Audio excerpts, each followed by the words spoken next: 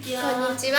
今日は、今開催のレースショールカル開催記念ということで、お店にあるレースショールをかき集めてみんなで話をするという動画を撮ります。はい。まずショールカルの概要について読みます。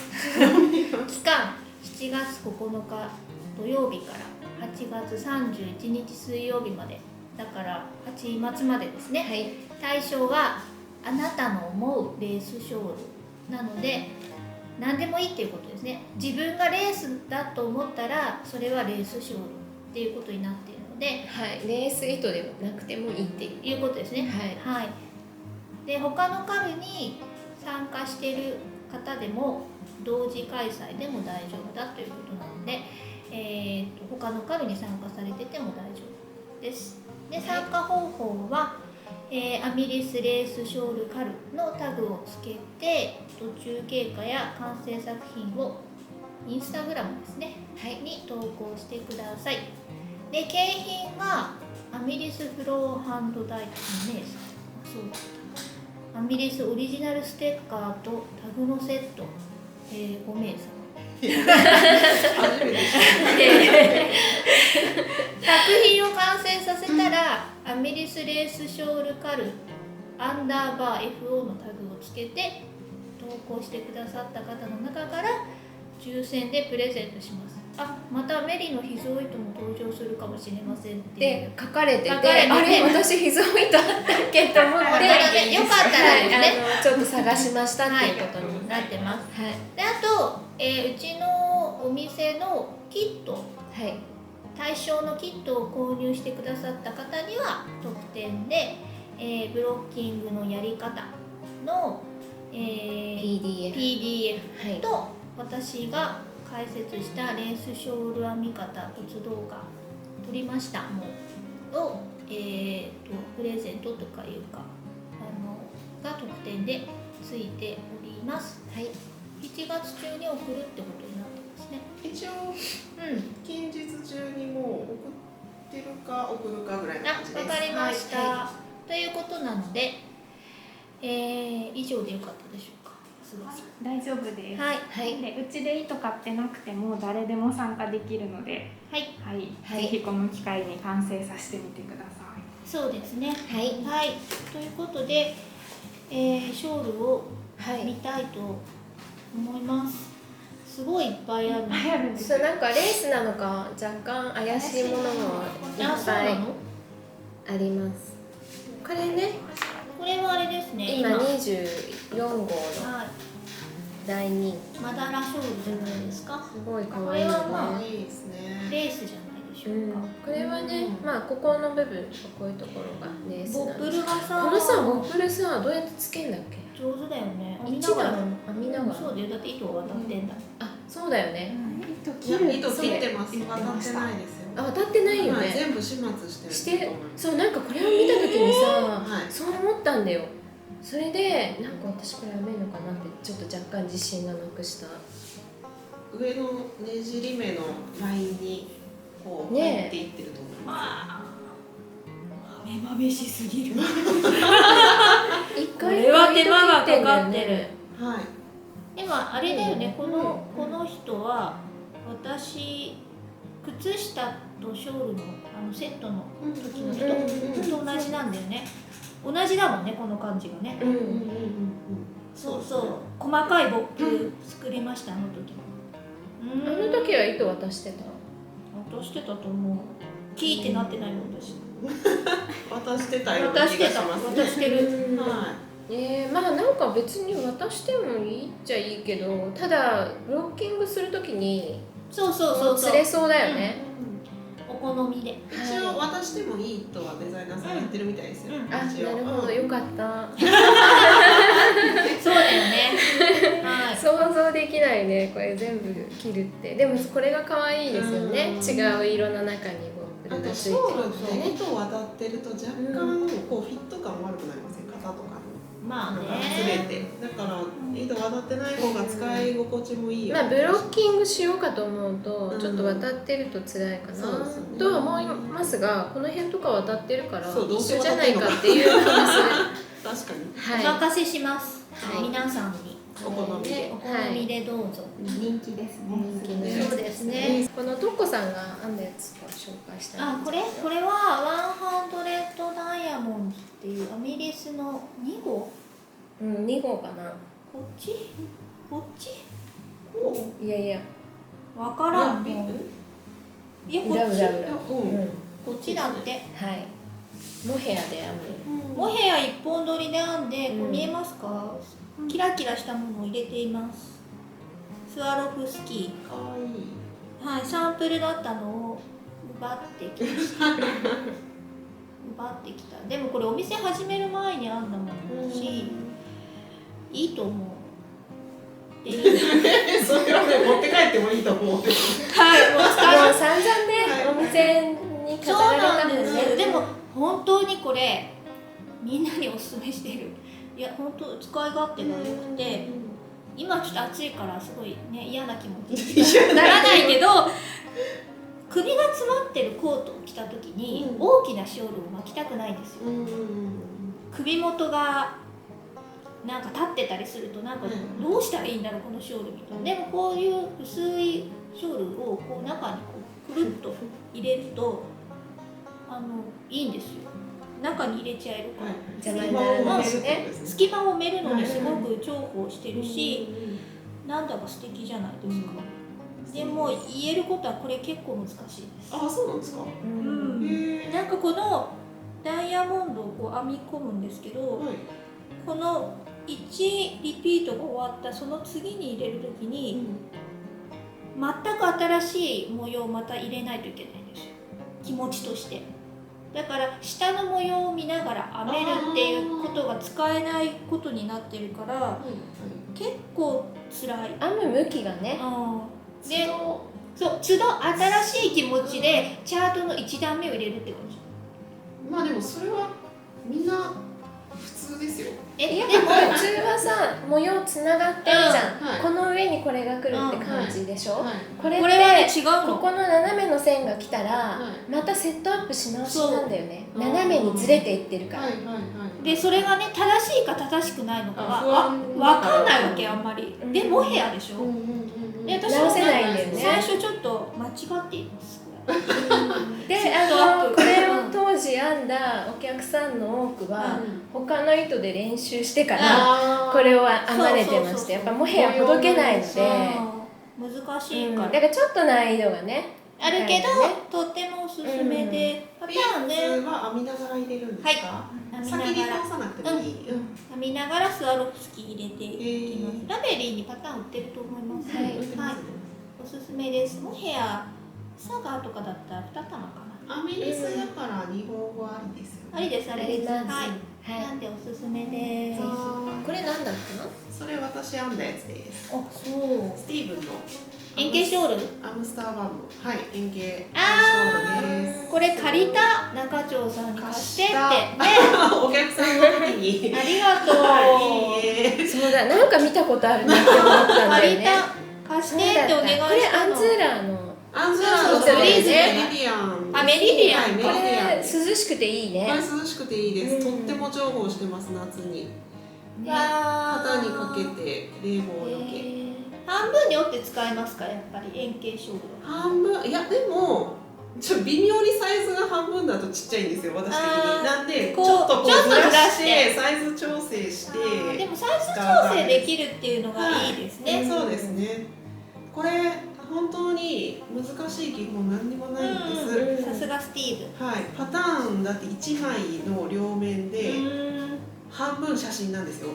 あ、そうだ。だからまあ A41 枚みたいな模感じ様もなんで。単純だしね。はい。皆さん円形ショールって編む量多いんですけど、そうなんです基本的に難しいものはないと思います。はい。だから根気だけ。根気だけ、うんあの最後のバインドオフがちょっと辛い。いや、それが私も始める時そう思ってたんですよ、なんですけどね、その前のガーター地獄が地獄すぎて、出ましたスティーブンのガーター地獄。それが辛すぎて、アイコードバインドオフあっという間に終わりました。ガーター終わった開放感で。そうですね。そんなこともあるの。ジャレットのショールの恐怖最後の編み付けもね、だいぶしんどそうでしたけど。あれしんどかったね。先端面を編み付ける。今私が編んでるこいつですね。そうですね。これ最後。でもこれバインドオフ以外はめっちゃ楽しかった。そうですよね。今日持ってこようかなと思ったんだけど、紹介してから。1000名ぐらいですか最後。最後どうだったかな。でも1000名超えてました。1000名超えてるのに最後編み付けなんですよ。こうね、ぐるっとね。で編み付けって全然わからない人はピンとこないかもしれないんですけど、1000名だと2000段編まないといけないんですよ。倍なんで。でもその往復して1往復につき1目バインドオフだから、その間にね15目ぐらい編まないといけないそうですね。そうだから15目ぐらい編んで1目バインドオフみたいなのを1000回以上繰り返すっていう。全然進まない。わかるはず。でも首を振られた。例えばここからこっちこう編み今までこう編んでたものがこっちに作り目してこうくっつけていく。そうするとこっちを2目一度しながらいくと2段につき1目しか減らない。ってことは1000目だったら2000段編まないといけない。それが15目とか20目のレースを編みながらこういくって感じ。全く進まない。そうだから私こういうのは編む人に糸が引っかかってる時に最後編み付けですかって聞く。大丈夫。それはもうそうなってるんです。でもあれだよね、パイショールでガーターってそれはそれで結構きついよね。パイショールは皆さんずっと RS を見ながら編んでるので裏編んだ。裏編みましたよ。だからね、せっかくパイショールで表からしか見ないのになぜガーターと思ってずっと。そうだよね。確かに珍しい。そうですよね。なんか裏目の段がこのこれ端っこだももうさ、から。ガーターやめて。またそういうことメリハスでいいんじゃない。ダメダメですよ。スティーブンのショールはガーターでやるんですよ。ラストは絶対ガーターなんです。なんかさ、反対向き行きたいね。行きたいですね。それでなんとかして一周帰ってきたらそこでなんかあれ引き返しだよ。インター車みたいに引き返ししたらよかった。た。ここで DS 組ませて DS して逆転すればよ。なるほど。次いやちょっ次とな。やるときはちょっとそれをぜひちょっとな、どうなんだろう。どっかに線まで来ちゃうけど必死すぎよ私。スイートでそれどうなんだろう。そうでも裏目の段がね一周20分かかるんですよそれ。ちょっと辛いよね。私だったら絶対やるな、反対向き。すごいね。そのガーターが辛かったんでバインドオフは別になんとも思わないです。本当だね。そういう効果はあるね。驚きだった私。パイショールなのにガーターだってことが驚きだった。あれ？そうなの。はい。でも本当にこれ掛け目とねじり目と表と裏くらいしか使ってないですよ。そうでしょうね。だからすごい簡単ですよ。パイショール皆さんよろしかったらトライしてみてください。ちょっと最後が辛いっていうぐらいで。そうですね。根性だな。最後ね。はい。はい。おすすめの一枚。はい。どうしようかな。何がいいですか。これね。みんな大好き春分ショール。ちょっと英語でお願いします。バーナルエキノックスか。そう。はい。なんかいつもキノコみたいな名前なんですか。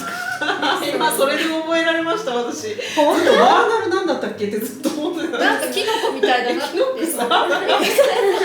覚えられてる。覚えられます。毎回英語でお願いします。はいはい。こちら M 役レースで私が編んだものになっています。この間改めて見たらめっちゃ可愛いなと思って。ね、これ可愛いよね。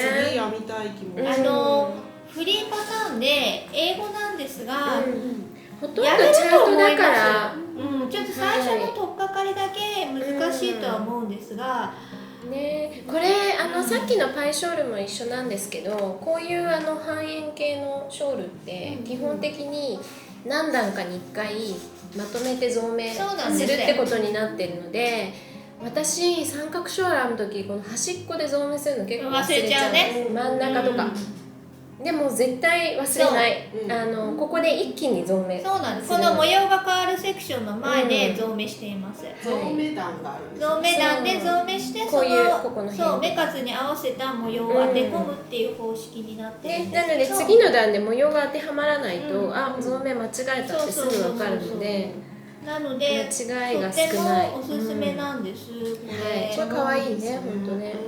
だしM役のレース本当軽くて、うんあったかくてすごいいいよね。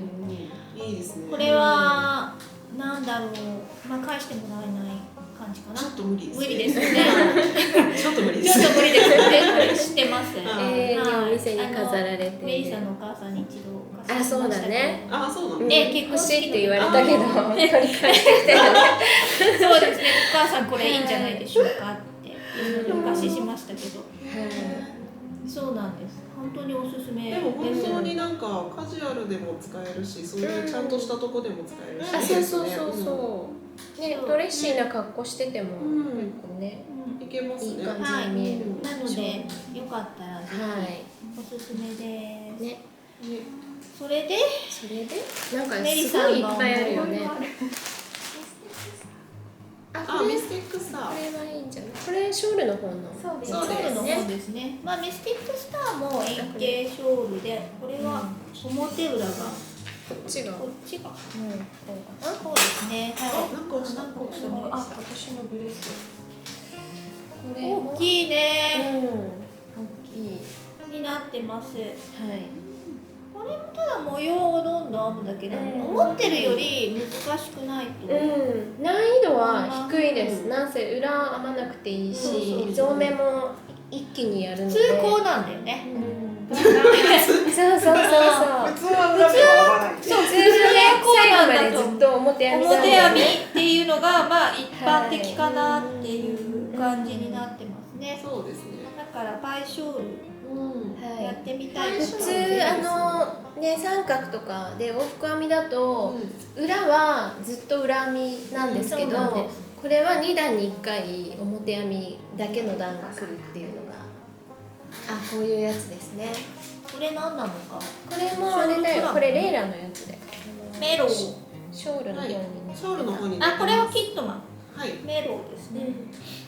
キットマンのあ最後3目一度なんで、ここはね、これボーダーで拾ってますね。うん、拾ってこうどんどん減らすっていうタイプのショールですね。裾のところちょっとだけたるむのはもうそういうもんだと思っていただいたら。そうなんです。ここをなんか拾い方が書いてあったような気がする。まあでも結局こっち側がつれちゃうから、そこのボーダーのとこちょっとだけ針太く白的なことそう、なんかそれでで調整するみたいな感じだったと思う。ですね。これこそレースショール。なんかもういろいろ。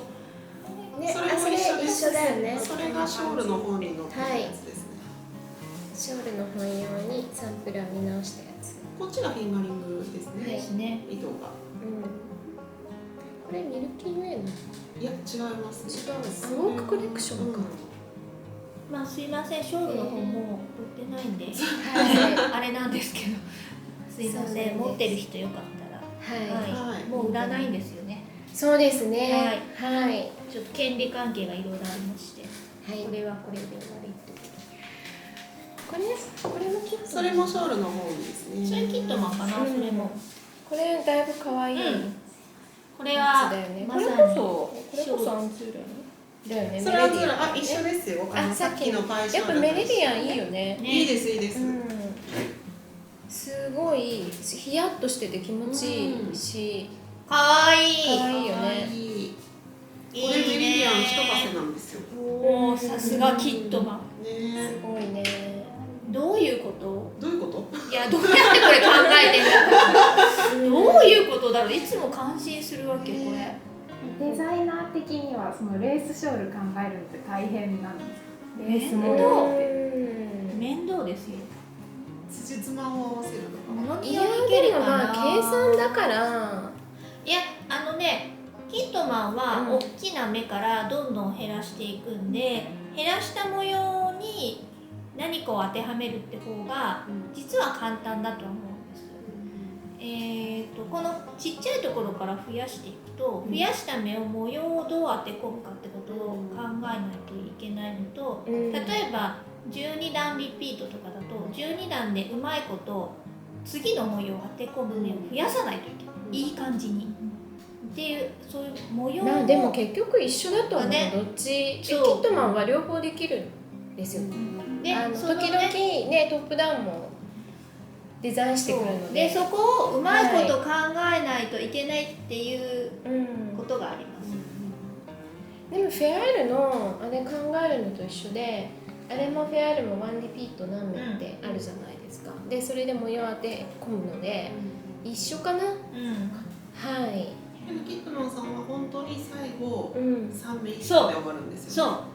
中央で。そう、中央の3名一度でバチッと合うってでもいうところさ、が、均等に減らしてきたら、最後3名残るのは当然じゃん。そうそうなんかでもそれで綺麗に三角になるっていうのがすごいなと思って。なるなる、計算すれば。計算すればなるんだけど、普通はそのどんどん減ってきたどんどん減った模様に綺麗に模様を入れるっていうのが技術だと思う、多分段数に応じてで何段やるかっていうので、横と縦の段数決めて模様を選んでるのかなとは思うけど、でも頭いいね、はい。とにかく面倒です作るのはね。作るのが編むのは楽しいですよね。編むのは楽しいけど、結構考えてると思います、デザイナーは、そうだね。特にこういう大きな模様を入れ込むときは、そのうまいこと段数リピートした時に綺麗に模様が消えるとか綺麗に模様が増えるっていうことを考えるのに時間かけてるかなとはそうだね、思いますでもね。これやっぱたまたまここでちょうど合ってる気がする、なんかね、本当に予想もつかないんだよね、やってみないとわからないっていうでも難しいのはやっぱりチャートの間違いが見つけられないことだよね、そうね、編んでみないと。そうショールはそういうのもありますね、はいでもいつも可愛いです、キットマン、上手だなって思う、はいうまくできてます。ショールの方ね。これはあれですね、ショールクラブで昔やったやつですね、ショールの本に載ってますよ。乗ってるのか、そうそうそう、ものすごい大きなピースがジャラジャラ最して近ねるやつです、この人あんまりデザインしてないのかなって思うんこれですけど、がクレセント型ですね、いわゆるこっいちからつもこう結構クレセント型のデザインをしている人で、そうですね、うん、最近ビーズ入れるのも流行ってないかな、あんまり見ないですよね。あんまり見ないですね、てかレースショールの流行りが一旦収まったんだよね、一時期すっごい流行ってたんですけど、そうですねね。っていうのでこちら、はい、これ一番編みやすい。これはあれですね、これもショールクラブ。これがレイラのやつやね、あ、そうだそうだ。一稼でギリギリ行くか行かないかってやつね、はい。一応いけるんですけど。いけてるんですけど実はゲージがね。ちょっとでもゲージが違うともう合わないから若干ドキドキするってやつで、まあ使いやすいね、首に大きさ的にはすごい首にこ使いやすい。うシャッと巻けるっていう、それどうなんだろう。これもそうなの？マデリンドッシュかトシメリのライトか全な。違う、レイクスやん。あ、一回入れたことある。あ、そうなんだ。このショールクラブのために。あー、なるほどね、っていうやつでした。可愛いよね。な。フィンガリング一汗でいけるっていうのは手軽です。そうですね、最初の頃はちっシちゃいョールって一稼プロジェクトだったのに、最も近うどんどん大きいのが大きくなってね主流になってきそう、て。まあ個人的には大きい方が好きですよ。そうですか、二の腕にかけたい。そうですか、私はあんまりそんなに大きいやつ使わないんだよね。これぐらいの大きさが一番多分使いやすいかなって。これもショールクラブのところですね。大丈夫大丈夫。これはあれだよね、ジャスティナジャスティナさんですね、はい、はい、のやつですね。シンプルなシンプルな。可愛いですね。蓮田さんすごいレースショール。それもショールの方。これもショールクラブだね。ショールクラブのやつですね。はい。これ今きっと出してリます。リーゴー。元気かなリリーゴー。ね、元気かな。アジア人だよね。シンガポールかなんかのデザイナーさんそうなんですアジア人ね。はいなんかすごいこう繊細なレースのやつがすごい多いですよ。うん、ゴリそゴリレース。ゴリゴリレースがはいこれいいですね。往復でガーター編み。あそううそうですね、往復でガーター編みですね。そういうことになってずっと表編みですずっと表編み。はいだしこっちは最後このガーターでごまかせるからあでもこれは上から上から下なんだよこねうトップあ。あ、いや、うボトムアップです。ボトムアップか、うん。そうだよねボトだからムアップですなんか模様の辻褄合わせるのが楽だよねそうね。とりあえずここガーター編めばいいっていやーでもあ、ここの可愛い最初のピコットキャストが面倒だって言ってた。そうです思い出した。思い出しました。最初のこれが一番しんどいって言われた。でもそれを頑張れば、あとはどんどん目数が減っていくから。そうそうそう。キットマンもそういうのあった、うん結構ね、大変なんだよねみんなこっちから編むと思ってるから。みたいな。みたいな。そうですよね。ピコットキャストっていうのあった。でも可愛いです。可愛いですよね。はい。いいのあります。はい、どんどん。もうなんかこんなさ全部紹介してたらさ日が暮れちゃうよね。ねキリがないよねあ、ロックアイランド。あ、ロックアイランド持ってきたよ。さっき持ってきてもらったそれそれそれそれそれ。はいロックアイランド、これはこの糸はもう売ってない BT の糸であったんだと思います、やつ。私。どれですか？プレーンズ。プレーンズだあ、プレーンズか。フレンズこういうやつだったようね、ん。すもう作らないよね。うん、プレーンズはないですね。はい BT レース糸がなくなっちゃっなくなっちゃったんですよね。みたいそうなね。これはこの端からこうですね。エッジ90何回繰り返すやってから拾って蜘蛛の巣模様を編んでここのガーターな思ったより簡単だと思います。これ思ったより簡単はい、です。最初のこのリピートさえ頑張る。ねでも私このリピートががダメだね覚えられなくて覚えなくていいって私が言ったの。毎段見ればいい。でも前段見るのもどこ見てんのかも分かんなくなっちゃうんだよねこれに比べれば全然簡単それだよこれ。もなんかこれ結構いつも聞く話題だ。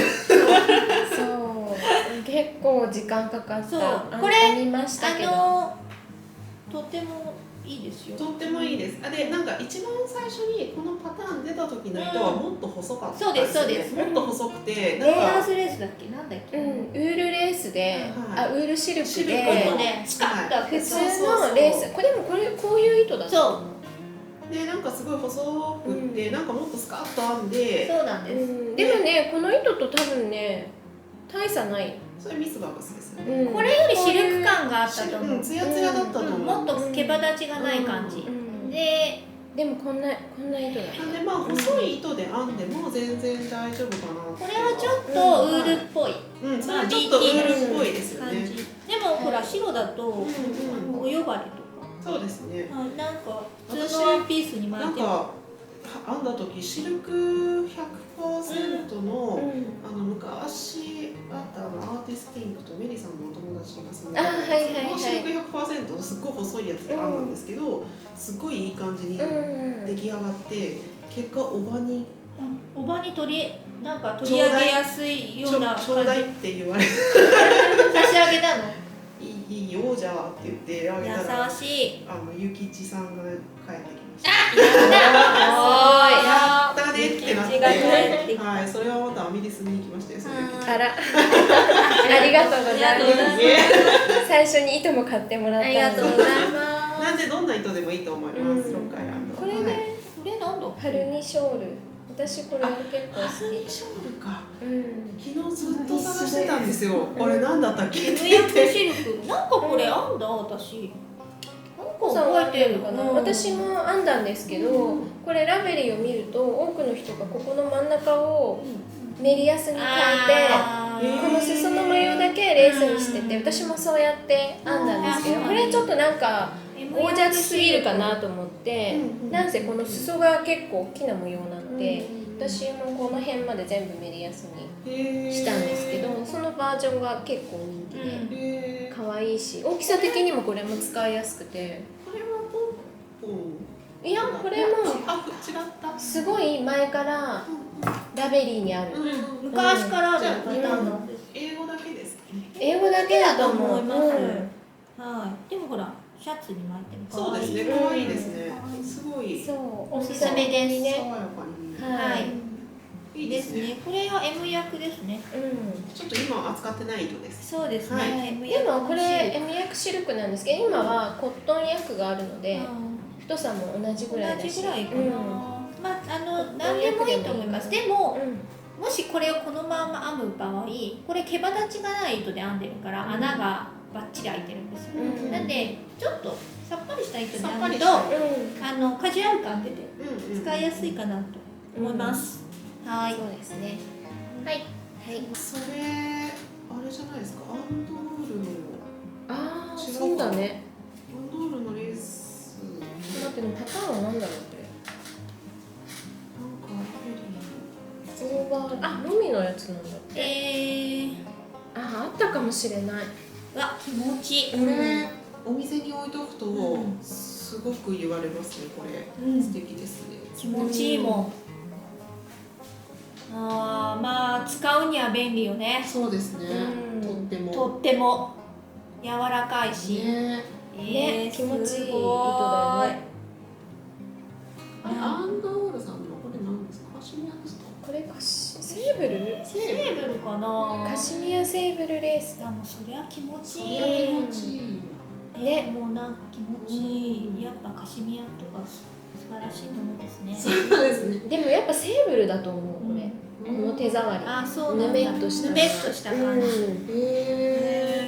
今はお取り扱いアミリスではないので。そうですね。多分3コぐらいお店にないないない。もう俺在庫にあったよ。それはあれじゃないですか。ヤクじゃないですか。ヤクなのかな。アンドウールさんの糸は今ヤクしかない。あ、そうなんだ。はいこれは去年のミステリー。また仕入れるかもしれません。懐かしい。はい。あ、これね、去年の商品。目が落ちてる。あ、本当だ。東京店の子がそうですね。拾ってある。目が落ちてたので。ということで今年もやるので皆さんお待ちください。いいのね。はい。頑今一張ってるよね生懸命やっています。はい。はい。なんだろう。あとなんかある。そうあんまりレースっぽくない。あ、これはあそれいいんじゃないですか見せたことある。懐かしいそれ。それあ懐かしい最近のお客さんは見てない。あ、ってる。うん。多分紹介したことはあるとは思う。これはイゾルダのうん。ミステリーカル何年前でしょうか。もうだいぶ前ですね。うんのFollow Your ア Arrow ですね。うんあなたの、いいよね。まあ直訳だとあなたの矢印とか、まあ、あなたの方向に行けばみたいな。でもう賢いイゾルダらしく、A パターン B パターンをクルーごとに渡すという、マイクルーパターンが2種類2種類あるんそうですよ。だけどどっちれを選んでもつながるつながるっていうもうなんかすごいんだよね。そう。もう気持ちを考えると、うんキーってなるんですイゾルダ、ねどうしてそんなことにしたのでもイゾルダはキーってならないからできる。そうだってなぜ2回やってたもんね。そう2回やってましたね。うん2もありまし2たね。やってからそれからもうやってないんですけど、私もこれ私2の方編んだかな。こっちが2だったかな。私編んだやつ。いやこれいはやこれはあんだと思う。じゃあ私2だったかな。なんだ編んだよ。編み終わったの編んだよく使ってる。あ、本当。うん。そうこれを見たいんですよね。それも変な形だった。これはマデリン・トッシュを2種類使って、うんアメリカ出張中になんだ感じのやつで私はもうミステリーカルは全部見終わってからうん選ぶのでラベリーではい。一番いいパターンのものをあ AB の組み合そうわせ。 AB の組み合わせを研究し尽くしてうんみんな書いてある BBAB そうですね。にしたみたいな、うんそれであこれだみたいなねその通りこれ来ました可愛いですよね。そうねよく考だから人によえてるって出来上がる柄が違う人違うんですそうねショールのそうそう。で、まあみんな違う色使ってるしそう、柄もパターンが違うから、うんすごいもう全然人のが参考にならない。全然そうならないかな人のがさ、そうそう。めちゃめちゃ参考にした結果がこれうん、なんそうでです大体その人と同じにしたあ、そう。色味もあ下だけ変えるねみたいなでまたここをねはい長くしてもいいみたいなことが書いてあるからあー結構ここもみんなそれぞれ島にしてみたりはいいろんなバージジョンがあって同じものはほぼないョンじゃないですかいいなぁ。ね、ね、またイゾルダやってくれないかな。そんな人頼みまあでもこれは人頼みになります。いやでもなかなかできないよ。できないですよね。私が編んだやつももうね、形が編む方向とかが途中で 2種類出ましたイゾルダ。全然形が違うの。はいはいはい。よく辻褄が合うなと思ってもうね安心しちゃうよね。算数が得意なんだって。算数ね。算数だもん。まあね、でもそうですね。基本は算数ですね。算数と編み物の技術の融合だから。でもその目数に対してちょうどいい模様を探し当ててくるセンスだよね。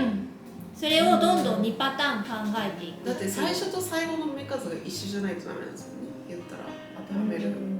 まあ考えることは可能だけど、私も面倒。だって2倍考えていかないといけないし、一応想定していかないといけないけど、イゾルダも全パターンを想定してるのかわからない私にも。いやでもワンクルーごとに2種類あるでしょ、それでどっちを選んでもその次のクルーがいけるようになってるから、その最終の目数は一緒だってことだよね、どっち選んでもね。でしょ、なんかすごいですよ、皆さんラベリーで見てみてください。でイゾルダのパターンに、すごい小難しいことがいろいろ書いてあって難しいこと。いつものイゾルダの漢字が出てるんですよ。そう賢さがにじみ出しちゃうみたいなやつ。でもパターンはすごい短いんだよね、いつもね。無駄な言葉を一言も書かないっていう。そうもうね賢さが散りばめられてるんですよ。ね、賢いからこそそうなんですよ。だからもうでもこれまあ探せば私が探したようにいいやつのパターンを勉強すればいい。あ、そうですね。皆さんね、そう自分が好きなやつ、そうね、でどの模様がいいかなって選べる。これは基本的にこの形だと思う。全部そういう形だったあるんだとは思う。なんか三角っぽいやつは2でしたっけ？それ私が編んだやつだ。変な形になるやつ。そう。だから変な形にするやつはいかようにもやれるから、でもこの形にするって決まったら模様を入れ替えるだけしか基本的にはやれないから、これの方が選びやすいかもしれないけどね。その変な形になってるのに、次に辻褄が合ってるのすごいなと思う。すごいね、さすがイゾルダ。安心しちゃう。賢さが出ちゃってますね。はい。でもこれも使いやすいし、それいいですね。帰ってこないしけど。これは帰ってこないでしょ。ね。いいです。今こんだけ見せちゃったら本当ですね。返せません。じゃあしばらくは置いて。そうですね。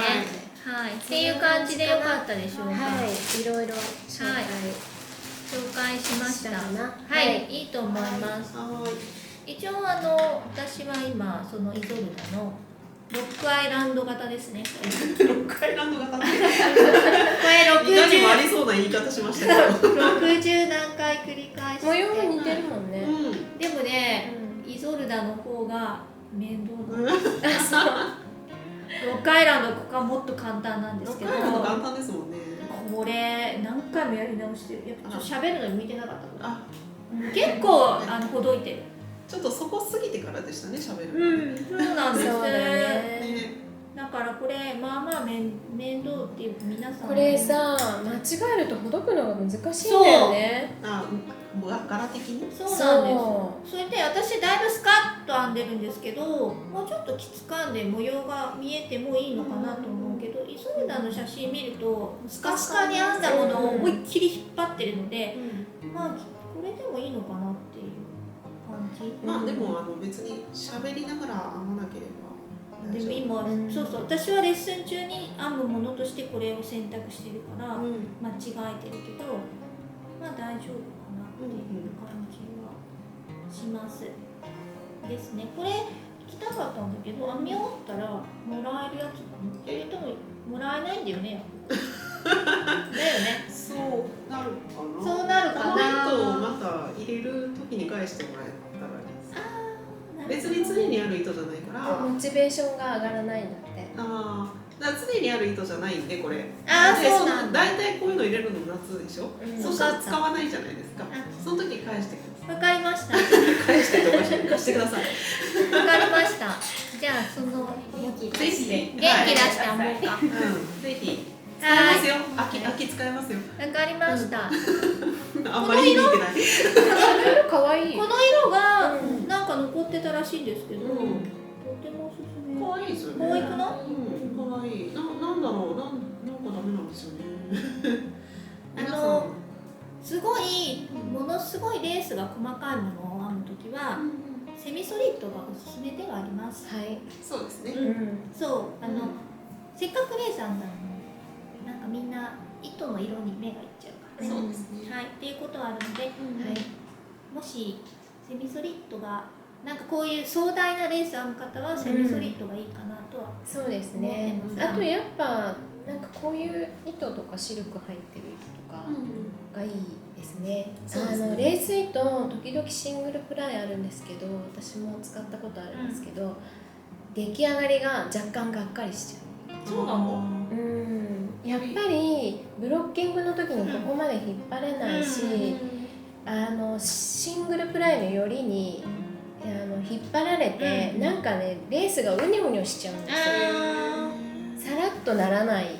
これじゃないシングルプラン。綺麗に広がらない。そう素朴感出ちゃう。素朴感そうだは出ますね。ね。確かに。でもねトッシュメリのライトとかでこういうショール編むんだったらいいけど、これよりさらに細いやつあるじゃん。私あれなんですよ。知ってる。トッシュレースのトッシュメリのレースみたいなやつ。すっごいくるくるしちゃうんだよね。そう。はいはいはい。本当にくる。多分ねこれはくるくるしちゃう。そうフィンガリングでわかんないなって言ったらよりがうん。よりがそのまんま出ちゃうみたい。そう編み地に。でこれはねフィンガリングで重たいからそこまでならないんだけど、もっと細いとこのレースの模様がよりに負けちゃうんですよ。ああ、そういうことか。なんかそうよりが出ちゃってそれをうねそううねしちゃう。この辺がねこういうレース模様のところがうねうねしちゃう。なんかこうスカッと綺麗に広がらないかい。らシングルプラインより打ってある方がおすすめかな。特にねメリヤス編んだりするのにはいいんですけど、こういうレース模様ゴリゴリのショールを編むにはちょっと向いてない。向いてないかな。はい。なんか切れそうで怖いですね。細くてシングルプライン。私編んだことないけどね。切れることはそんなにはないとは思うんですけど、なんか出来上がりの満足度が若干下がる。はい。で模様広がる瞬間が楽しいです。そう。だから皆さん広げてなんぼのものなんでレースショール。そうですね。ブロッキングでギュッて引っ張るっていうのがそうなんです。いいかも。いいかもしれないですね。編んでる最中なんだかよくわかんない。そう。でまあさらっとした糸の方がおすすめかな。ウールは入っててもコットンがたくさんとかシルシルクがたくさんでシルク入ってるとピカッとして中町さんのおばさんに取られたようにおばさまが素敵と思う。私も素敵って思いましたよ。すごい高級感出るんだよね。高級感は出ましたけど。そうですね。でも巻き方次第で別に全然カジュアルに使えてましたよ。はい。バニラ取られましたから。自分でも使えたっていうね。自分でも全然使いましたよ。いいですよ、ゆきちさんいただけて。そうですね。はい。っていうので夏だとそういうシャリ感がある。そうですね。選ばれた。ね、アンズーラね来るはずなんですけど、ちょっともしかしたら夏に間に合わないかもしれないね。ちょっと失敗しました。すいません。そうですか。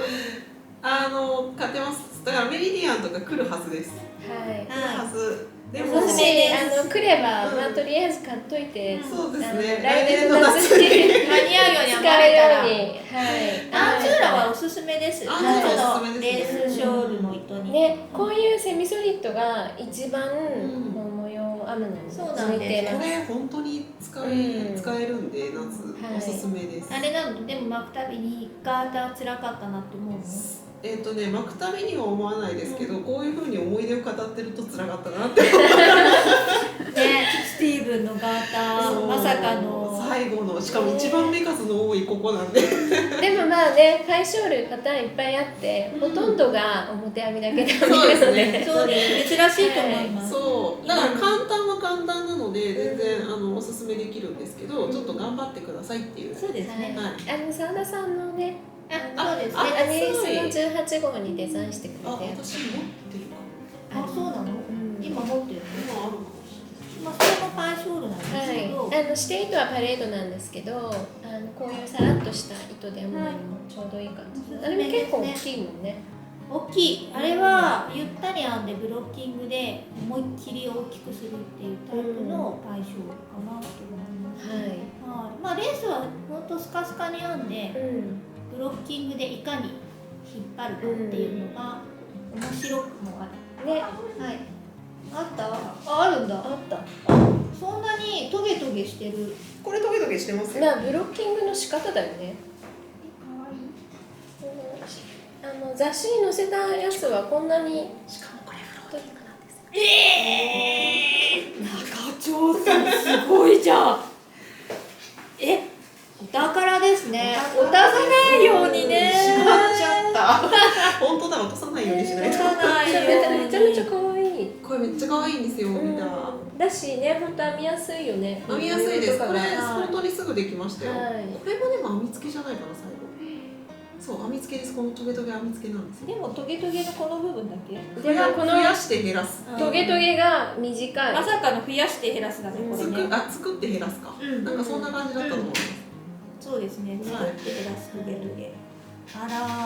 あら、超高級糸である。そうなんですね。あら、改めて見たら可愛い。でも考えてみたら今フロー売っててフローティングと似たような糸なので、そうこれでですね。編むのにいいかもしれません。ちょっとフローティングはフィンガリング。